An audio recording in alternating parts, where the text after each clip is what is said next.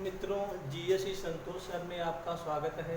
आज के लेक्चर में हम भारतीय संविधान की अनुसूचियों के बारे में अध्ययन करेंगे।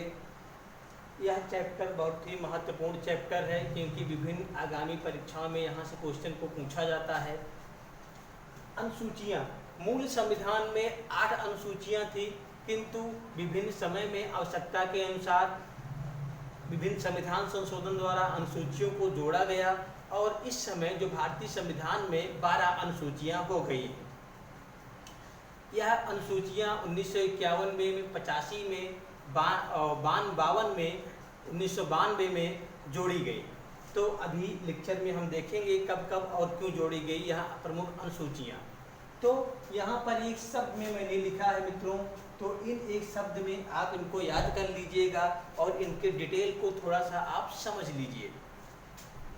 पहली अनुसूची है संघ राज्य सीमा क्षेत्र के बारे में, अर्थात पहली अनुसूची में राज्य केंद्र शासित प्रदेश के क्षेत्र सीमा के बारे में वर्णन मिलता है, के बारे में हमें जानकारी मिलती है। अर्थात यहाँ से जो क्वेश्चन पूछा जाता है कि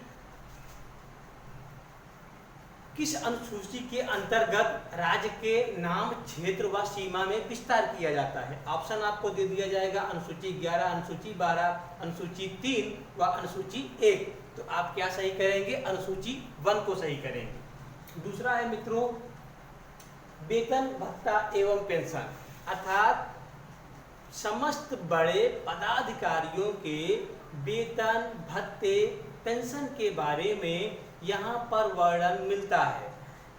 बड़े पदाधिकारी अर्थात भारत के राष्ट्रपति, उपराष्ट्रपति, लोकसभा अध्यक्ष, उपाध्यक्ष, राज्यसभा सभापति, उपसभापति, विधानसभा अध्यक्ष, उपाध्यक्ष व विधान परिषद सभापति, उपसभापति, उच्च न्यायालय के न्यायाधीश, सर्वोच्च न्यायालय के न्यायाधीश, भारत के नियंत्रक एवं महालेखा परीक्षक। तो ये जो बड़े पदाधिकारी हैं इनके वेतन भत्ते और पेंशन के बारे में अनुसूची 2 में दिया गया है तथा यहाँ से कई प्रकार से अनुसूची 2 और 3 में क्वेश्चन बनते हैं कि जैसे क्वेश्चन आपसे पूछा गया कि महान्यायवादी के बारे में किस अनुसूची के अंतर्गत आता है, तो दे देगा अनुसूची 2 के अंतर्गत, 1 के अंतर्गत या इनमें से कोई नहीं। तो महान्यायवादी का कोई वर्णन नहीं मिलता है, ना तो अनुसूची 2 में ना ही अनुसूची 3 में। तीसरा है मित्रों शपथ ग्रहण। शपथ ग्रहण का तात्पर्य है कि यही बड़े पदाधिकारी जो अनुसूची 2 में वर्णित है उन्हीं का शपथ ग्रहण, अर्थात इलेक्शन के बाद जो ये शपथ ग्रहण लेते हैं, गोपनीयता के शपथ ग्रहण करते हैं, उनके बारे में अनुसूची 3 में दिया गया है। यह बड़े पदाधिकारी यहाँ पर कौन कौन से हैं? अक्सर यहाँ से क्वेश्चन निकलता है कि क्योंकि मित्रों अनुसूची 2 में राष्ट्रपति का वर्णन मिलता है किंतु अनुसूची 3 में राष्ट्रपति के शपथ ग्रहण का वर्णन नहीं मिलता है। तो यहाँ से क्वेश्चन बनता है कि अनुसूची 3 में राष्ट्रपति के शपथ ग्रहण का वर्णन है कि नहीं है, तो नहीं है, क्योंकि अनुसूची 3 में जो वर्णन मिलता है सभी बड़े अधिकारी जो शपथ ग्रहण लेते हैं उनमें है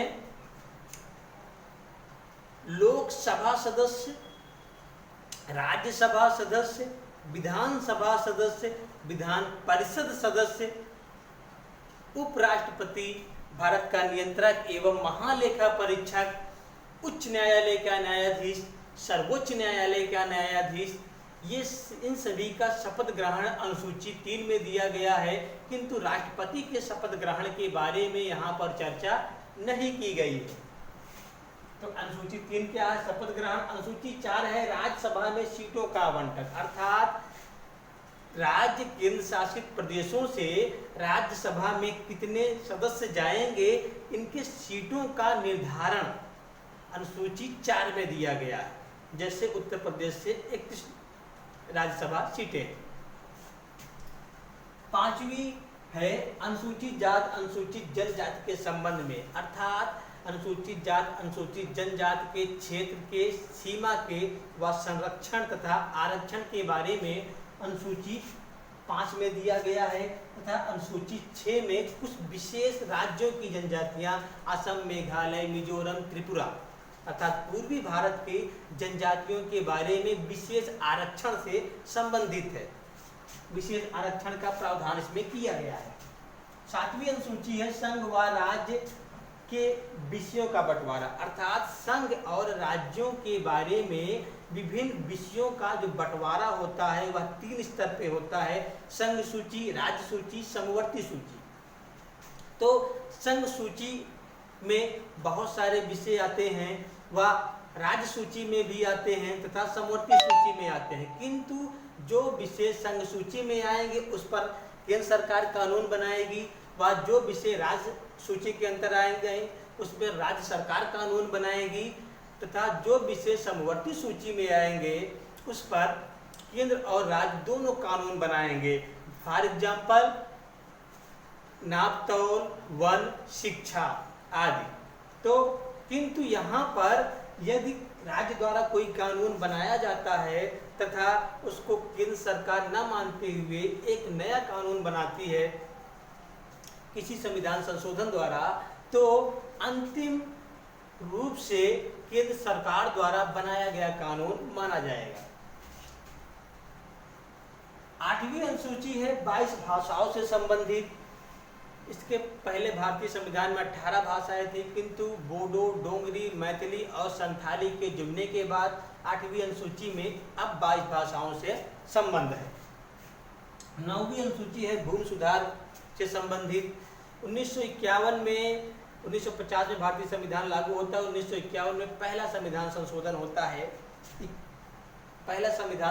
होता है। उसी संविधान संशोधन के द्वारा 9वीं अनुसूची को जोड़ा जाता है जो कि भूमि सुधार से संबंधित है। 10वीं अनुसूची है दल बदल से संबंधित। यह मित्रों 1985 में जोड़ा जाता है दल बदल और 52वें संविधान संशोधन द्वारा जोड़ा जाता है। दल बदल का तात्पर्य यहाँ पर ऐसे है कि कोई 1985 से पहले कोई भी व्यक्ति इलेक्शन को जीतने के बाद किसी भी पार्टी में चला जाता था, किंतु यह संविधान संशोधन द्वारा 10वीं अनुसूची जोड़ने के बाद अब कोई भी व्यक्ति यदि इलेक्शन जीतने के बाद किसी अदर पार्टी में जाता है तो उसकी सदस्यता समाप्त हो जाएगी। 11वीं अनुसूची है पंचायती राज।